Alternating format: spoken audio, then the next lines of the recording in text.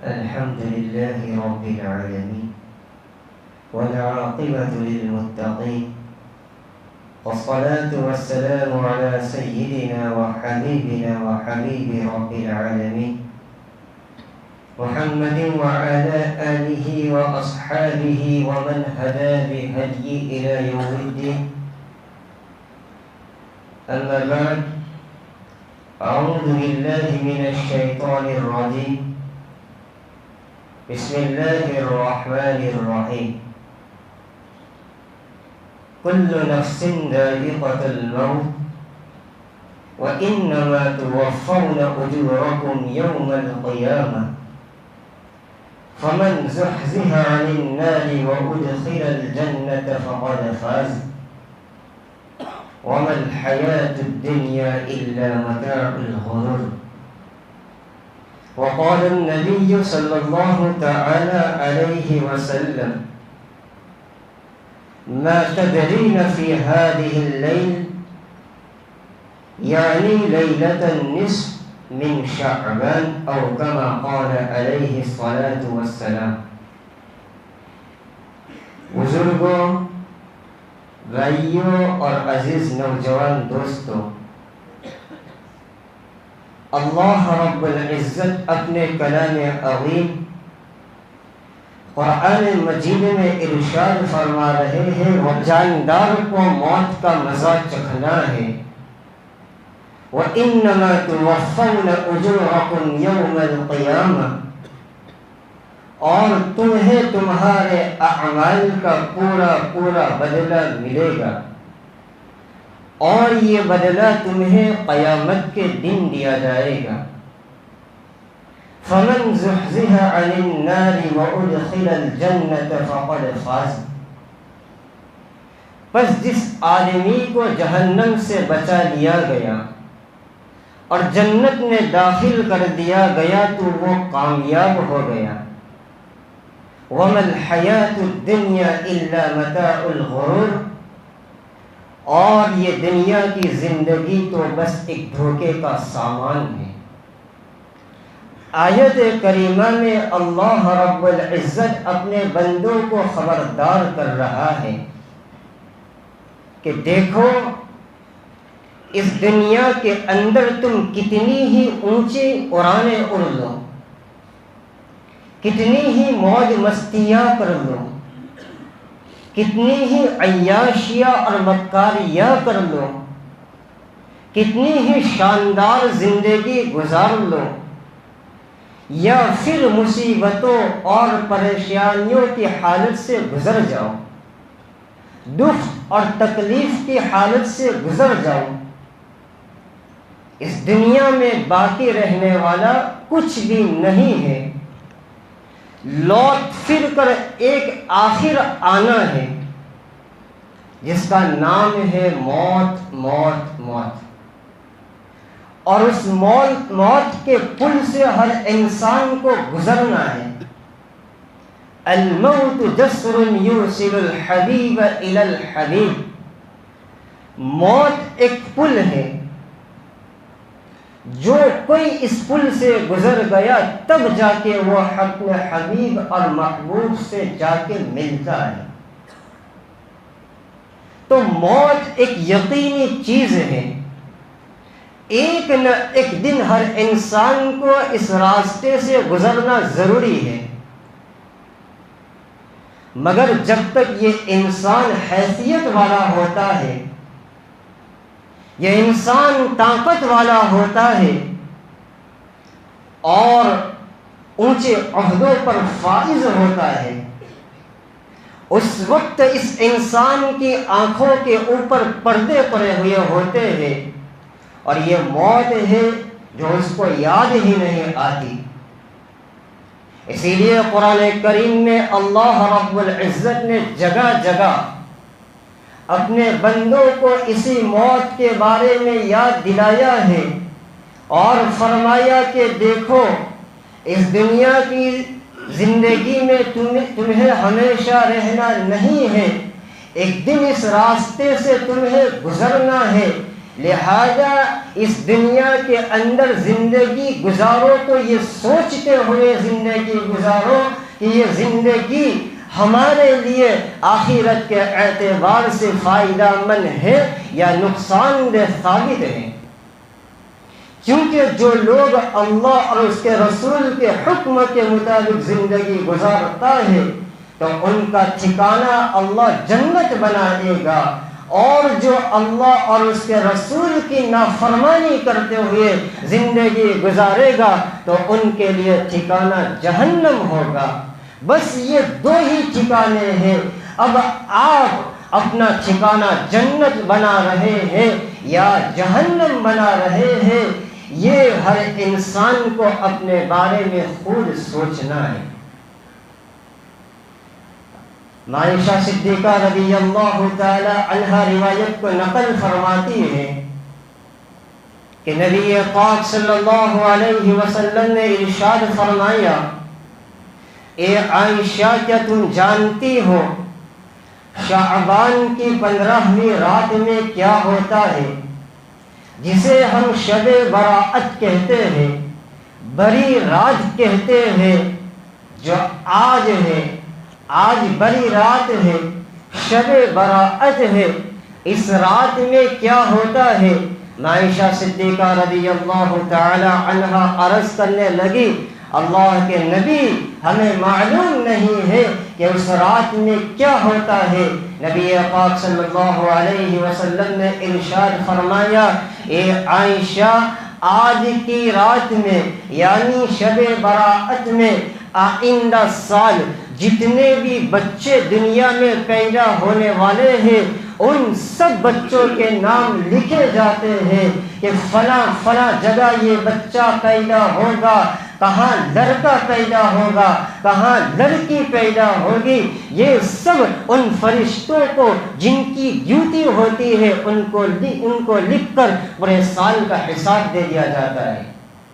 آگے فرماتے ہیں نبی پاک صلی اللہ علیہ وسلم، عائشہ اس رات میں آئندہ سال تک جن کے انتقال ہونے والے ہیں ان کے نام لکھ کر دے دیے جاتے ہیں کہ کن کا کس دن انتقال ہوگا، کس کا کس رات میں انتقال ہوگا، کہاں پر اور کیسے انتقال ہوگا، یہ سب لکھ کر ایک سال بھر کی پوری موتیں لکھ کر فرشتوں کو دے دیا جاتا ہے۔ آگے نبی پاک صلی اللہ علیہ وسلم ارشاد فرماتے ہیں، عائشہ جن لوگوں نے اگلے سال جو اعمال کیے ہیں ان لوگوں کے پورے سال کے اعمال اس رات میں اٹھا کر اللہ کے دربار میں پیش کر دیا جاتا ہے کہ اے اللہ، شعبان کی اس تاریخ سے لے کر اس تاریخ تک تیرے اس بندے نے یہ اعمال کیے ہیں، تو پورے سال کے اعمال کا حساب لگا کر اور توتل لگا کر اللہ کے دربار میں پیش کر دیا جاتا ہے۔ آگے نبی پاک صلی اللہ علیہ وسلم فرماتے ہیں، عائشہ اس رات کے اندر لوگوں کا رزق اتارا جاتا ہے کہ اس سال اس بندے کو کتنی روزی ملنے والی ہے۔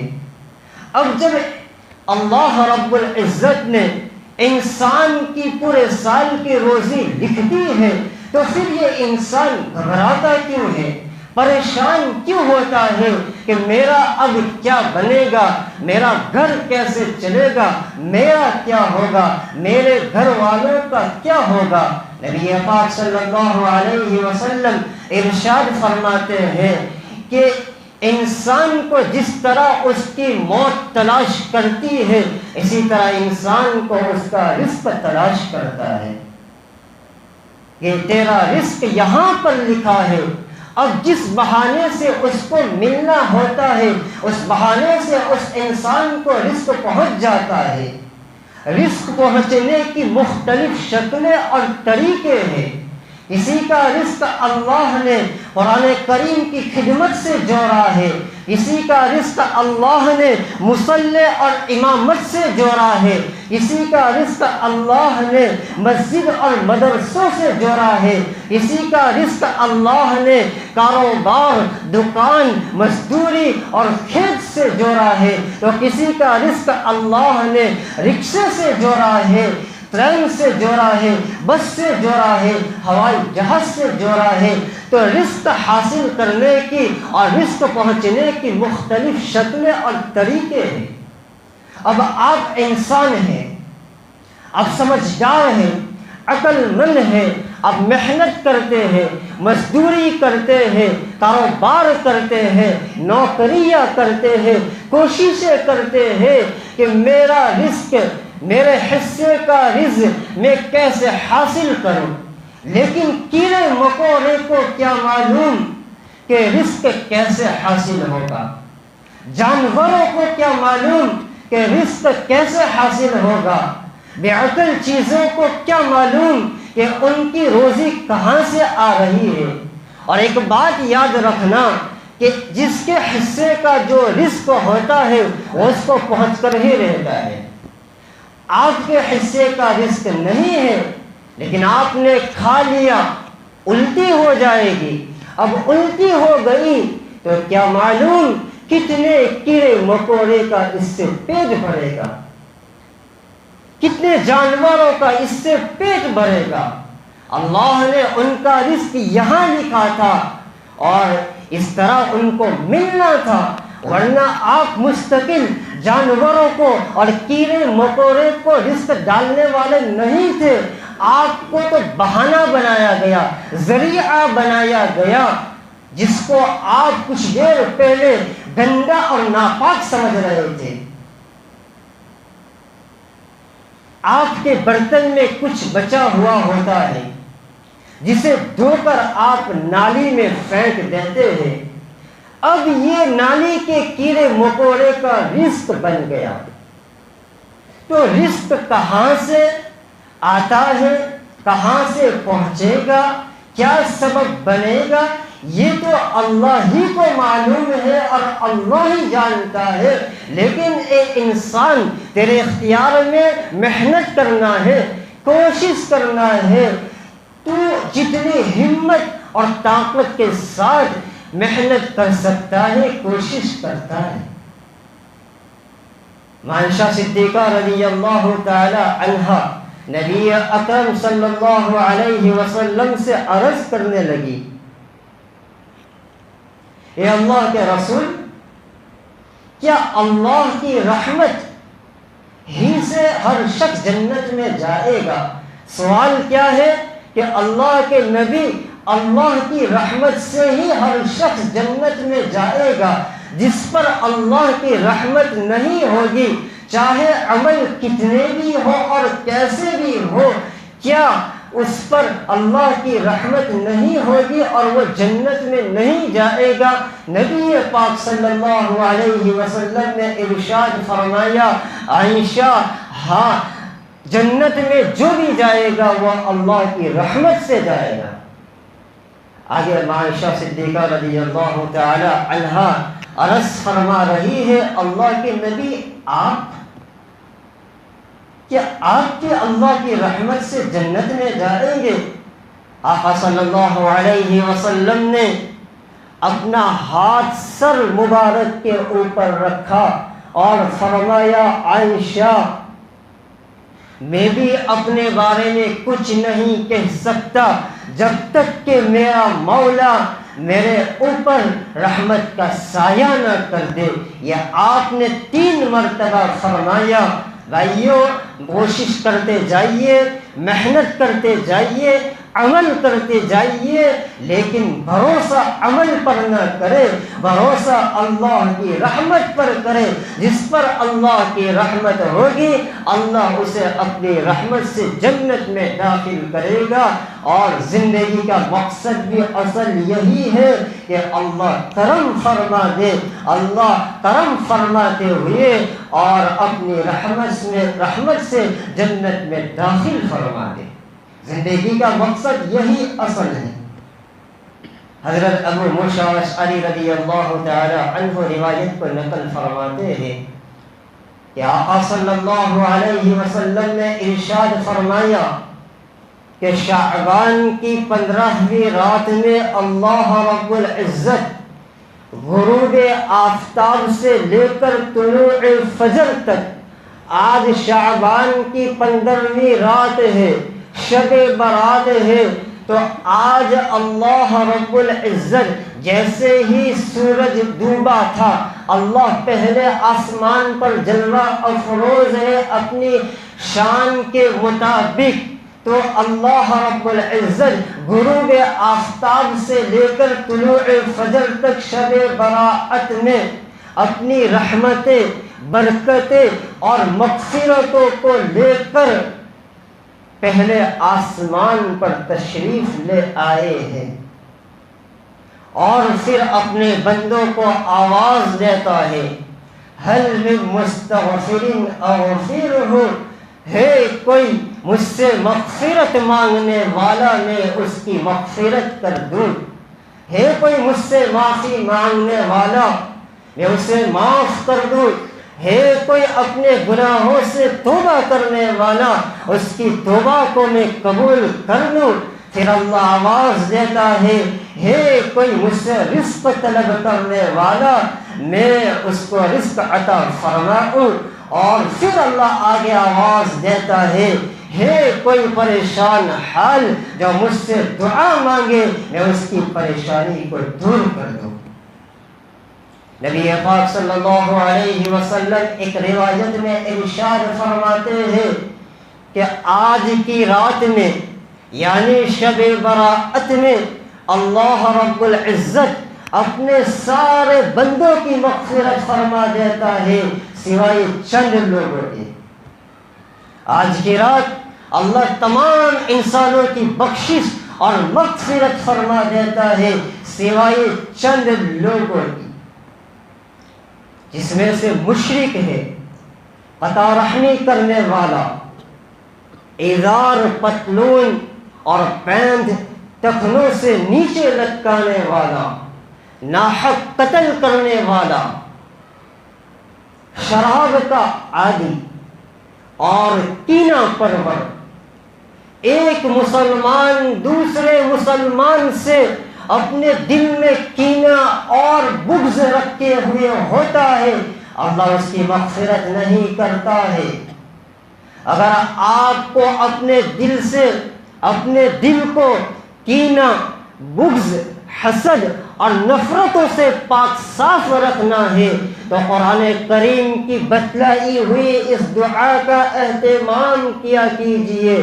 قرآن کریم نے دعا بتلائی ہے اور سکھائی ہے، ربنا اغفر لنا ولإخواننا الذين سبقونا بالإيمان ولا تجعل في قلوبنا غلا للذين آمنوا۔ ربنا اغفر لنا، اے اللہ ہماری مغفرت فرما، ولإخواننا الذين سبقونا بالإيمان، اے اللہ ان لوگوں کی بھی مغفرت فرما جو اس دنیا سے ایمان کے ساتھ رخصت ہوئے ہیں، ولا تجعل في قلوبنا غلا للذين آمنوا، اے اللہ مؤمنین کے باب میں، مؤمنوں کے بارے میں میرے دل سے کینہ کو ختم فرما، میرے دل سے حسد کو ختم فرما، میرے دل سے دشمنی کو ختم فرما، میرے دل سے بغض کو دور کر دے، میرے دل سے نفرتوں کو دور کر دیجئے۔ کتنی بہترین دعا ہے۔ اگر آپ ان گندی چیزوں سے اور ناپاک چیزوں سے جو مہلک بیماری ہے آپ کو ختم کرنے والی ہے، دنیاوی زندگی کے اعتبار سے بھی، آخرت کی زندگی کے اعتبار سے بھی، تو ان چیزوں کو اپنی زندگی سے ختم کرنا ہے تو اس دعا کا اہتمام کرو۔ اسی طرح اس رات میں ایک وہ شخص بھی ہے اللہ اس کی بھی مغفرت نہیں کرتا، وہ ہے والدین کا نافرمان، ماں باپ کا نافرمان۔ حضرت عبداللہ ابن عباس رضی اللہ تعالی عنہما سے کسی نے پوچھا عقوق کیا ہے؟ والدین کی نافرمانی کیا ہے، ماں باپ کی نافرمانی کیا ہے؟ انہوں نے جواب دیا لو ان الولد وقف بجانب والدہ فنثر ثوبا، اگر باپ کے ساتھ بیٹا کھڑا ہو. حضرت عبداللہ بن عباس رضی اللہ تعالیٰ عنہ جواب میں فرما رہے ہیں اگر باپ کے ساتھ بیٹا کھڑا ہے اور بیٹا کھڑا کھڑا اپنے کپڑے کو جھاڑتا ہے، اپنے کپڑے کو بیٹا باپ کے سامنے کھڑا کھڑا جھاڑتا ہے، فطور الغبار علیہ، اور گرد و غبار اور دھول اڑ کر باپ پر آتی ہے، کتب عند اللہ عاقا، یہ اپنے والدین کا نافرمان ہے، یہ اپنے باپ کا نافرمان ہے. آج گرد و غبار اور دھول کی بات تو دور رہ گئی، آج تو یہ کوشش ہو رہی ہے کہ میں سچا ہونے کے لیے کسی طریقے سے ماں باپ کو جھوٹا کروں گا تو میں سچا ہو جاؤں گا، ان سے اگر جان چھوٹے گی میری زندگی بنے گی. لیکن شاید تمہیں معلوم نہیں ہے جس دن یہ نعمت ہاتھ سے چھن گئی رحمت کے دروازے بند ہو جائیں گے. ماں باپ کی نعمت بڑی نعمت ہے، جس دن یہ نعمت ہاتھ سے چھن گئی رحمت کے دروازے بند ہو جائیں گے. حضرت حسن بصری رحمت اللہ علیہ ماں کے انتقال پر رو رہے تھے. پوچھنے والوں نے پوچھا حضرت آپ تو دنیا کو سمجھایا کرتے تھے لیکن آج آپ کیوں رو رہے ہیں؟ حضرت حسن بصری رحمہ اللہ جواب میں فرما رہے ہیں میں میری ماں کی وفات پر نہیں رو رہا ہوں، میری ماں کو اللہ کے پاس جانا تھا وہ چلی گئی، میں جو رو رہا ہوں ماں کی دعا کی وجہ سے رحمت کا دروازہ جو کھلا ہوا تھا آج وہ رحمت کا دروازہ بند ہو گیا.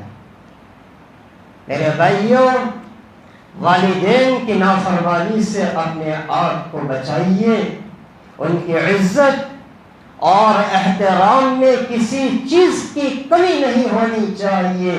یاد کرو اس وقت کو، ایک وقت تھا کہ جب تجھ سے کھایا نہیں جاتا تھا، تجھ سے پیا نہیں جاتا تھا، تیری ماں اور تیرا باپ اپنے دانتوں سے چبا چبا کر تجھے کھلایا کرتا تھا، چمچیوں کے ذریعے تجھے کھلایا کرتا تھا، اپنے ہاتھوں سے تجھے کھلایا کرتے تھے.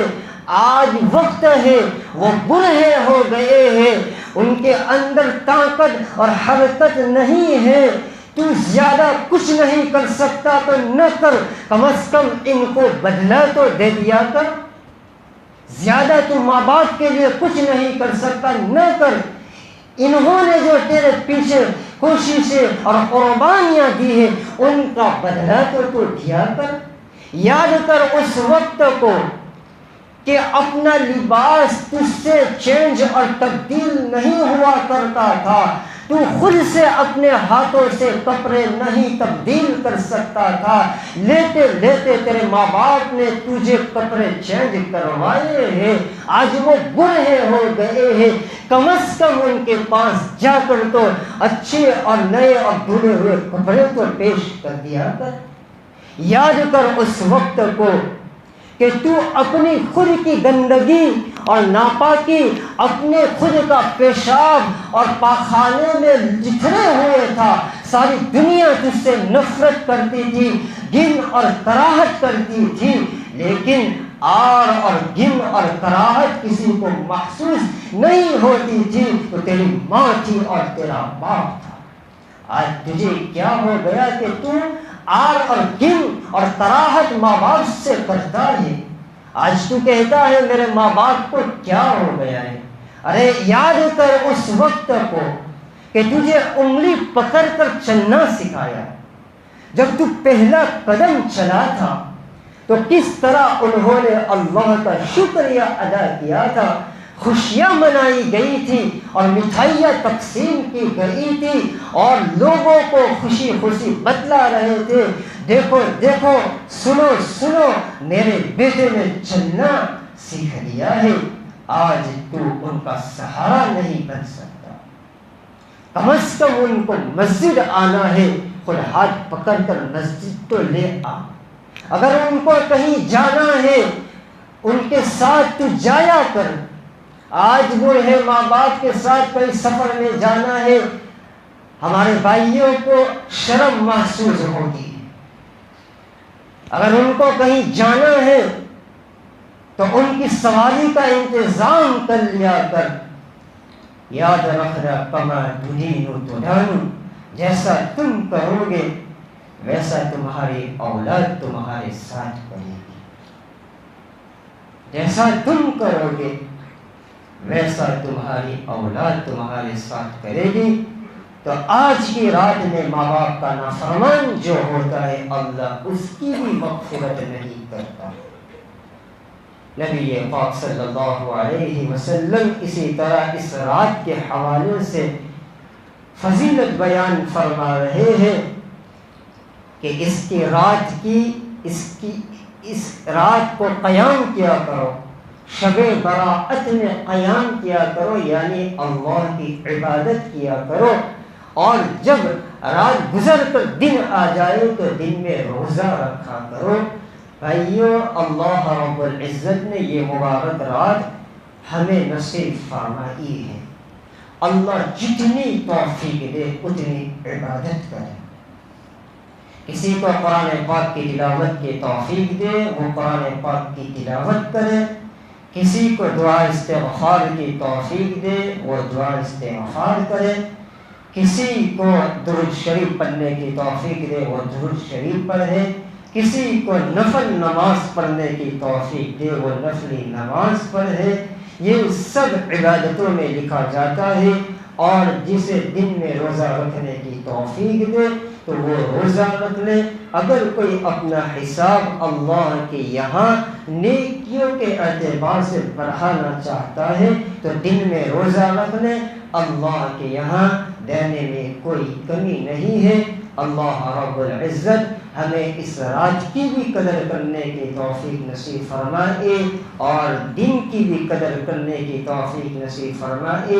اللہ اس مبارک رات میں ہمارے نصیبوں میں زیادہ سے زیادہ رزق لکھ دے، ہمیں لمبی عمر عطا فرمائے، ہماری عمروں میں برکت اور خیر پیدا فرمائے، سلامتی، صحت اور عافیت کے ساتھ ہمیں زندگی گزارنے کی توفیق نصیب فرمائے، اور آئندہ سال بلکہ جب تک ہماری زندگی باقی ہے اللہ ہر الجھن، ہر پریشانی، ہر آفات مصیبت سے ہماری حفاظت فرمائے، آمین۔ وآخر دعوانا ان الحمد للہ رب العالمین۔ دعا کر لیجیے۔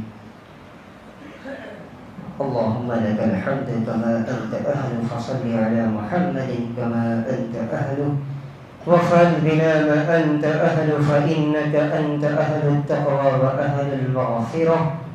اللهم صل على سيدنا ونبينا وسندنا ومولانا محمد وبارك وسلم۔ اللهم إنا نسألك الجنة ونعوذ بك من النار۔ اللهم بارك لنا فيما رزقتنا وقنا عذاب النار۔ اللهم رب ارحمهما كما ربياني صغيرا۔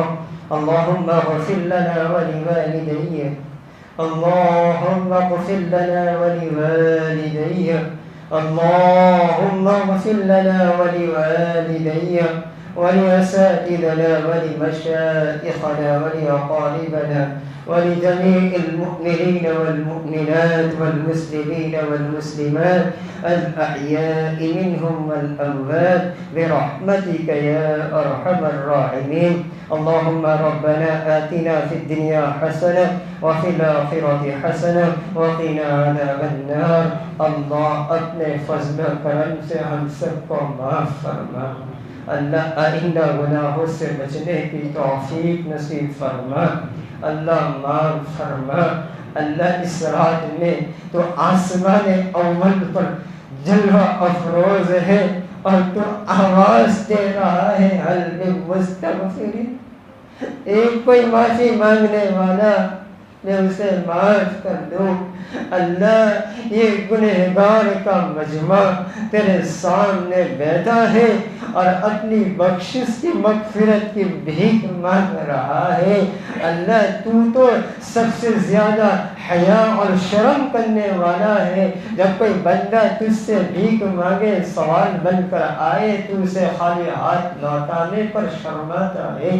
اللہ آج ہمیں بخشش کی بھیک دے دیجئے، اللہ پچھلی زندگی کے تمام گناہوں کو معاف فرما۔ اللہ تیرے علاوہ کون ہے جو ہمیں معاف کر سکتا ہے؟ نہیں ہے باری تعالیٰ، ہمارا عقیدہ ہے، ایمان ہے تیری ذات پر کہ تو ہی معاف کرنے والا ہے۔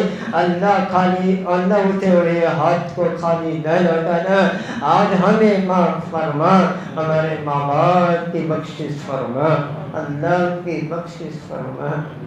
اللہ آج ہمیں ان کی قدر نہیں ہے، اللہ ان کی قدر نہیں ہے۔ کس طریقے سے قرآن کریم میں جگہ جگہ جہاں تو نے اپنے حق کو بیان کیا ہے، فوری طور پر والدین کے حق بیان کیا ہے، لیکن ہم والدین کے حق کو نہیں جان سکے۔ اللہ جن کے ماں باپ حیات ہے، عافیت کے ساتھ ان کی عمر میں برکت عطا فرما، ان اولادوں کے سر پر والدین کا سایہ تاجر قائم فرما۔ اللہ جن کے ماں باپ دنیا سے چلے گئے ہیں یا دونوں میں سے ایک تیرے پاس آ چکا ہے، اللہ ان کی بخشش فرما۔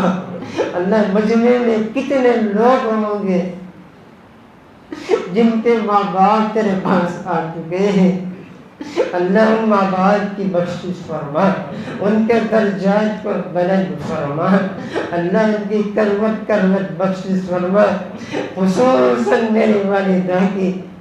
اللہ جب گھر جانا ہو، 1 سال ہونے قریب آ رہا ہے، اللہ جب اپنے گھر جانا ہو، روتی ہوئی آنکھوں سے دوبارہ جانا ہو،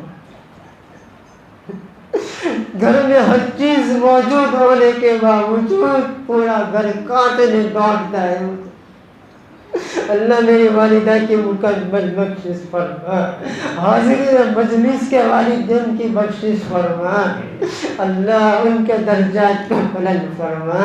ہم نے بہت ستایا ہے ان کو، ماں باپ کو بہت ستایا ہے، بہت ناراض کیا ہے۔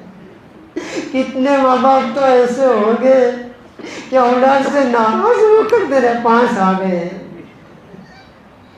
ان اولادوں کو اللہ توفیق دے کہ اپنے مرحوم والدین کے لیے توبہ استغفار کرے، اللہ ان کو توفیق دے کہ اپنی دعاؤں میں والدین کو یاد کیا کرے، ان کی قبر پہ جانے کی توفیق اور سعادت عطا فرمائے۔ کتنی اولاد ایسی ہیں کہ سال ہو جاتا ہے پھر بھی ماں باپ کی قبر پہ حاضری نہیں دیتے۔ اللہ ان اولادوں کو کیا ہو گیا ہے، اتنے نکمے بنے گئے، کیا اللہ ان کو احساس تک نہیں کہ ماں باپ کیا ہے؟ ماں باپ کی بدولت تو آپ نے ہمیں دنیا دکھائی، جو ذریعہ بنا ان کے ہی ہم نمک حرام بن گئے۔ اللہ آج وہ انتظار میں ہوں گے، ہمارے ماں باپ انتظار میں ہوگے کہ میری اولاد ایصال ثواب کرے گی۔ اللہ زیادہ سے زیادہ والدین کے حق میں ایصال ثواب کرنے کی ہمیں توفیق عطا فرما، سارے مرحومین کی بخشش فرما، خاص کر کے اس بستی کے قبرستان میں جو مدفون ہے اللہ سب کی مکمل بخشش فرما، قبر کو نور سے منور کر دے، ان کی قبر کو تعدی وسیع اور کشادہ کر دیجئے، جنت کے باغوں میں سے ایک باغ بنا دیجئے، جہنم کا گرہ بننے سے بچا لینا۔